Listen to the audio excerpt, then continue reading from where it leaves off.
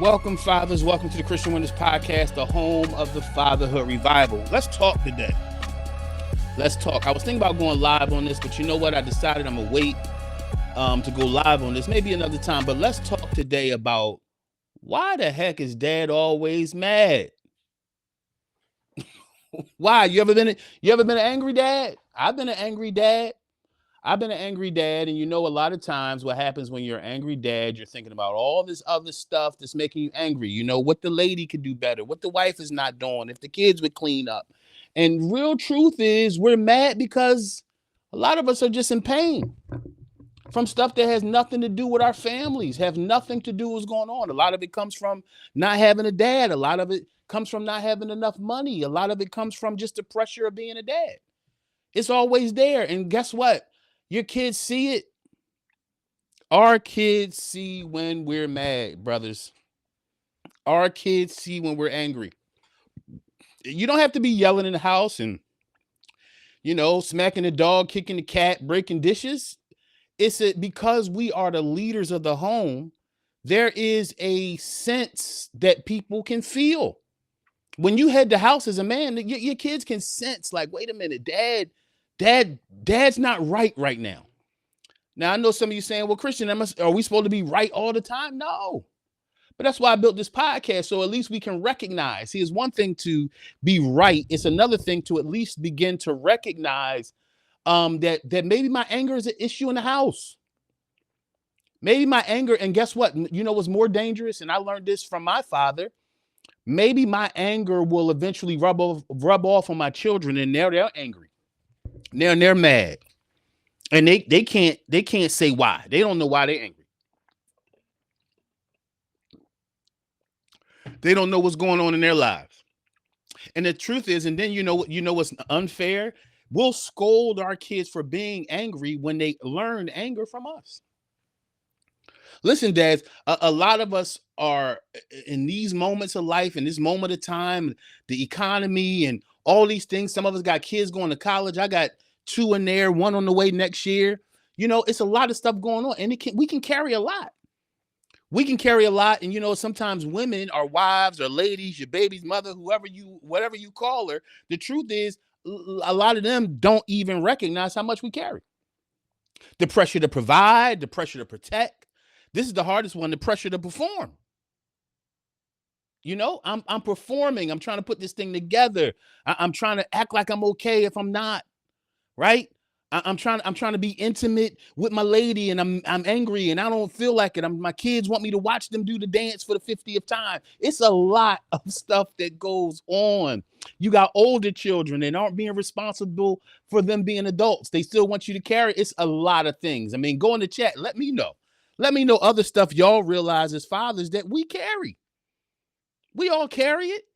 And some of us, we don't break down a lot of times. A lot of us become angry. Angry why? Sometimes we're angry because we don't have enough money. We're angry because we don't have enough time. We're angry because we just don't feel like we have enough of what everybody's asking for. It's always pressure. But what we're going to do today is we're going to talk about that pressure. We're going to understand why it's there, right? This is the truth. Anger, a lot of times in our lives as fathers, is really just an alarm. It's an alarm that goes off to say, you know what? There's something attacking me, and I got to realize that, right? Because if you start realizing or recognizing anger as a signal, then you'll stop focusing on just being angry and say, what's this a signal of? Am I not caring about myself enough? Have I given myself a day off? I'm not talking about just from work. I'm talking about, have you given yourself a Saturday, man, where you just went and got some coffee? You just grabbed some tea. You just went bowling or caught a movie. You took a walk. See, the self-care conversation is so big amongst moms. The hair, the nails, the massages, and all that. And most men, there's nothing wrong with massages and getting your feet rubbed on and your nails and all that stuff. But what I'm saying is most of us, that don't move us. It feels good, right?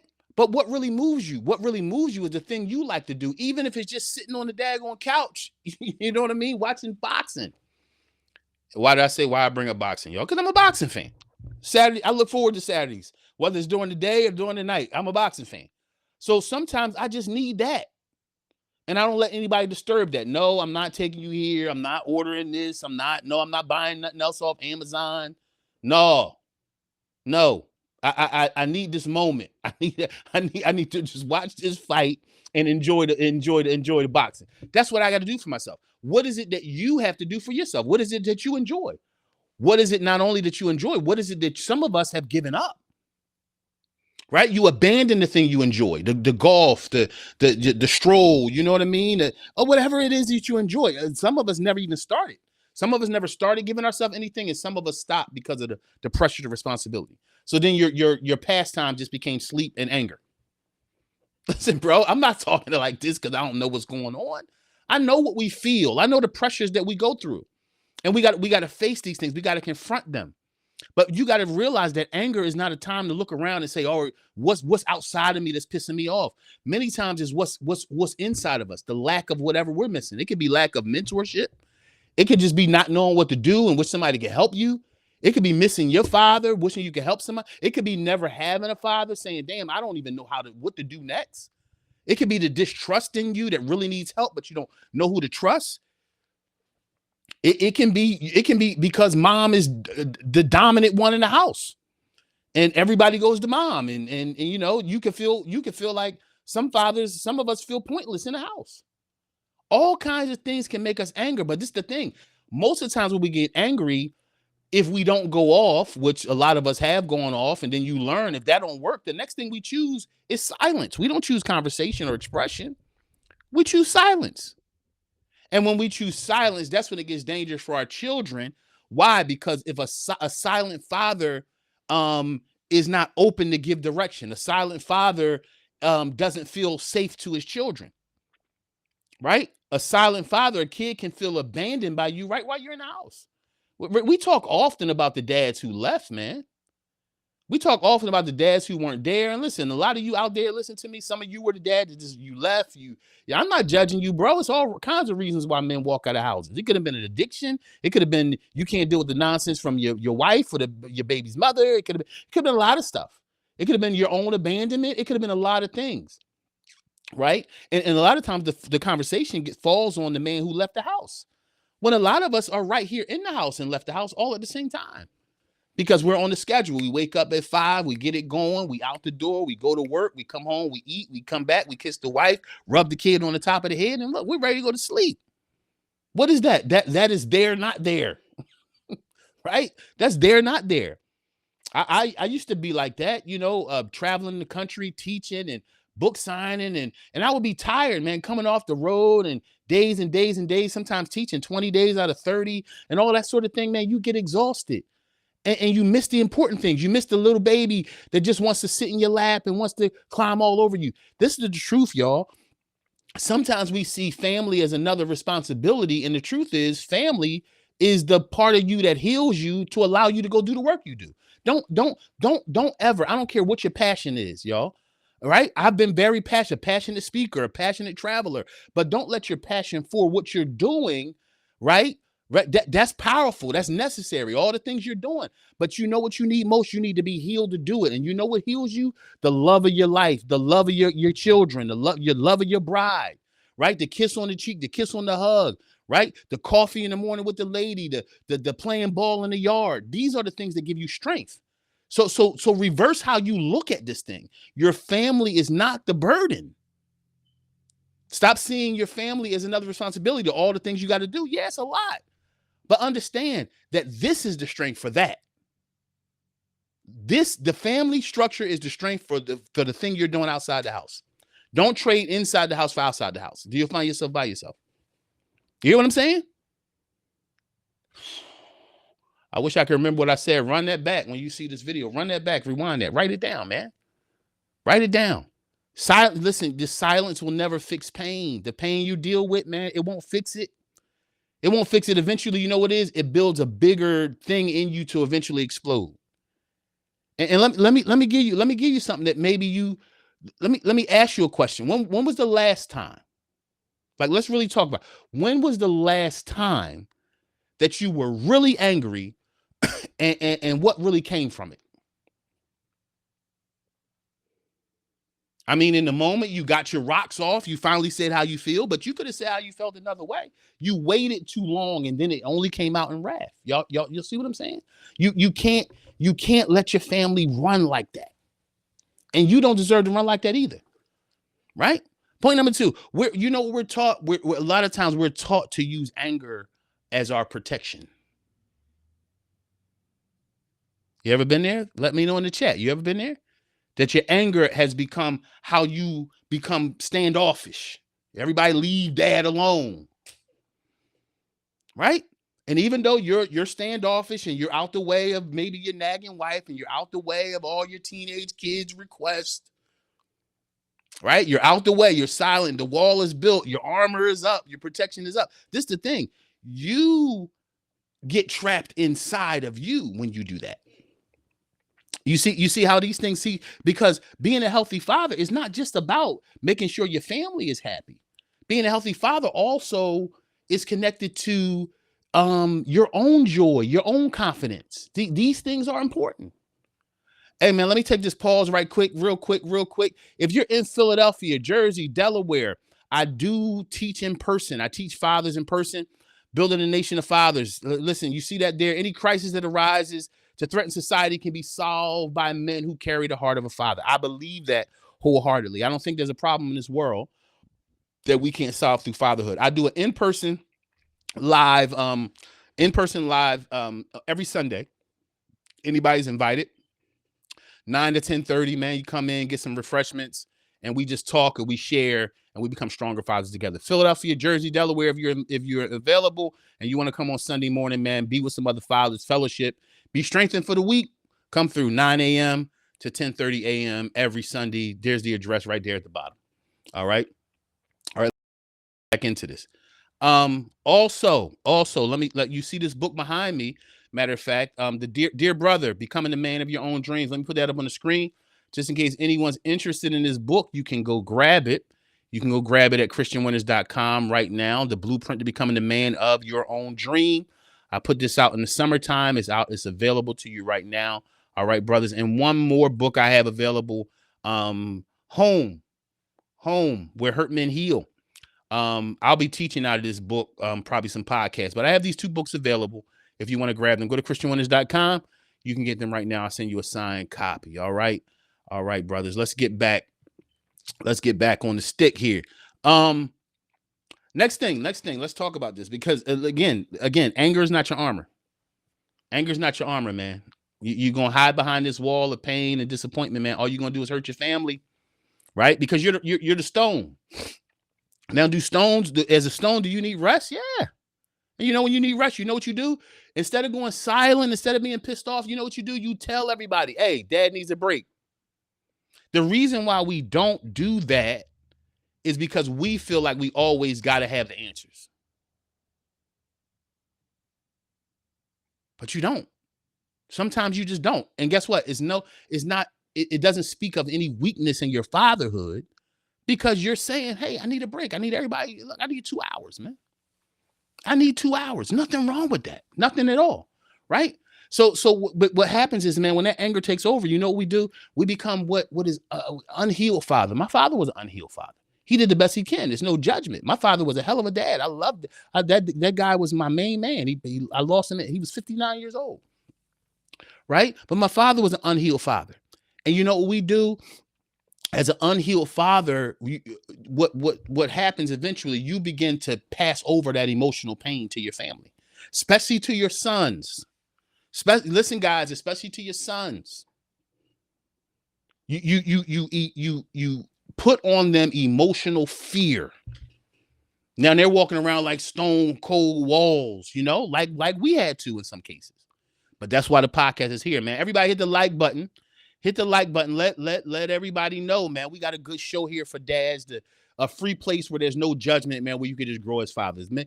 No rule book comes out behind your baby.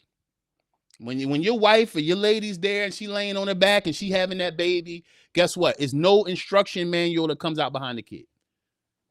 The instruction manual is right here, and as a father, you got to follow a father. I know, look, I'm not going to argue with you whether you believe in God or not. Look, my point is, If you're going to be a father to lead people, you must be led by a father. And if you don't have a father in this earth, right? And every man on this earth is limited. That's why I subscribe to my Father in heaven. And I'm not talking about church. I'm not talking about the masjid. I'm not talking I'm not talking about the Jewish temples. I'm talking about my personal relationship with God that has nothing to do with a building or another group of people. If I'm going to be a father, I have to have a father and submit to that father so I can know what to do to lead my children so I could be a good father. I don't want to be an unhealed father. It's very easy to be an unhealed father. And it's very easy. Why? Because they're going to love you anyway. Your kids going to love you unless you're a toxic father. That's a whole nother thing. Right? But you walk around unhealed and long enough as a father, you become a toxic father. But family can be very forgiving. That don't mean it's okay to walk in and level when you're just unhealed. It's not going to work for you. It's not going to work for your family, and it leaves them unhealed, right? Because you know what happens when you're walking around as an angry father. You know what your family does? They just avoid you. They tiptoe around you. You've created an unhappy, unpeaceful house. See, listen, that's why I'm not on here. I could be on here as a father, excuse me, bashing women and, well, if the mother do this, listen, as fathers, we can't claim to be the head of the house, but then she's the head of every problem.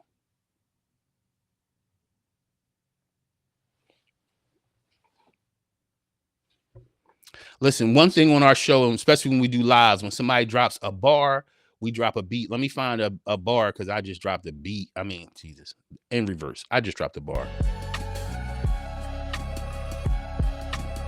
And when you come on my show and you drop a bar, I'm going to drop that beat, man, because why? It's wisdom that we all need. It's wisdom we all need. You know what you got to do? Apologize when you need to, gentlemen. Talk when you're triggered. Teach your kids, man, what a real man feels.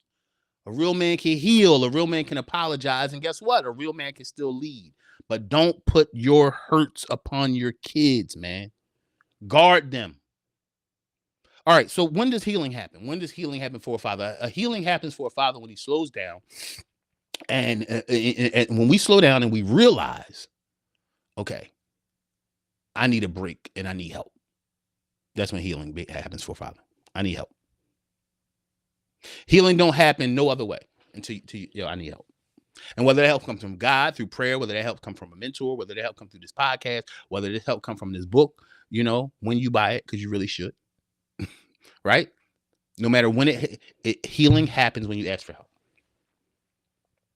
Your kids need to see you be calm in storms.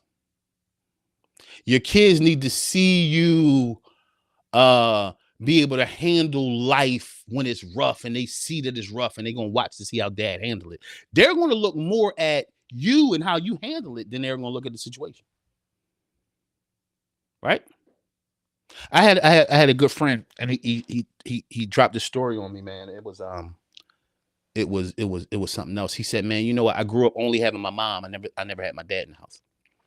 He says, so anytime anything went crazy, anybody was angry, or we didn't have enough money, or food ran out, all I saw was my mom get emotional and scream and holler and all kinds of stuff, trying to figure it out. And he said, man, you know what? I realized that, he said, I'm the same way. He said, I just go off, I lose it, I talk loud, I walk around in circles. And he said, man, I realized one day it was because I didn't have a dad. He said, I trouble comes in life, but I never saw how a dad would be calm and deal with the situation. Right. So that impacted him deeply. Impacted him deeply. What are you saying, Christian? I'm saying that our kids, man, watch for how we deal so they can learn how to deal. You hear me? Our kids watch for how we deal so they can know how to deal. Lastly, man, let me finish up here. Healed fathers, we lead from a peaceful place and a happy heart. You can't lead from an angry heart. You got to lead from a peaceful heart. That's why it's important to focus on your happiness. Don't let nobody tell you, oh, dad don't matter. Dad can be with, no. You need to focus on your happiness, because if I'm going to lead you well, if I'm going to be a good father, a good husband, a good boyfriend, a good whatever I am, a good grandfather, I have to do it from a happy heart. So I have to pay attention to my heart, not only just yours. Don't let nobody fool you to think that as a dad that all your intention and everything goes on them. No, if there's no self, if there's nothing that I put in me, I have nothing to give. And that sounds like such a concept, but this is the truth. We understand it when we put gas in our car. If you don't put gas in your car, I woke up this morning, it's freezing cold. I'm taking my baby to school and I realized, oh my God, I ain't get gas. I got to go get gas to take her to school. Right? At some point today, I got to go put some money in the bank. I got to make a deposit to get a withdrawal. The only time we don't understand this is when it comes to us as dads. When it comes to us as dads, then we say, oh, well, I'll just find it from somewhere. No, you got to give it to yourself to have it. I'm going to end like this, brothers. Let me end with my closing show. Brother, your anger isn't proof you're broken. Your anger is proof that you need help. Anger doesn't say you're the worst man in the world. There's nobody in this world who can say they weren't angry before. But I think the greatest thing you can do right now, the greatest thing you can use your strength for, is to go find what you need to bring yourself happiness so you can continue to direct your family and be the great dad that you are. Whatever mistakes you made, whatever fell apart, man, hey, life is what it is. But if a turnaround is in you, you can turn everything around. The family's waiting on you, and you don't have to leave them in anger. I pray your healing and your peace. In fact, let me pray for you before you go. God, I thank you for my brother watching me now. I thank you that he watched this whole video through and that this was an opportunity for him to grab something that will hold on to his heart. Now, Father, I ask you that he would walk now in healing. I pray that he would search for healing, whether he has to forgive somebody or somebody has to forgive him. I pray that he would do what he has to do so he can walk in the joy of fatherhood. That we would break the back of anger off of his life, even if it came from his father. Amen. Walk in joy, my brothers. And listen to this. Yesterday is history and tomorrow's a mystery. So whatever you got to do, you do it today as a dad. Go do it today. And whatever you do, walk this life of fatherhood out with no fear, no shame, and no compromise. You're a brilliant dad. Hit the like button. Invite somebody, man. It's the Fatherhood Revival. We got a heck of a community. Until the next time, see y'all soon. Peace.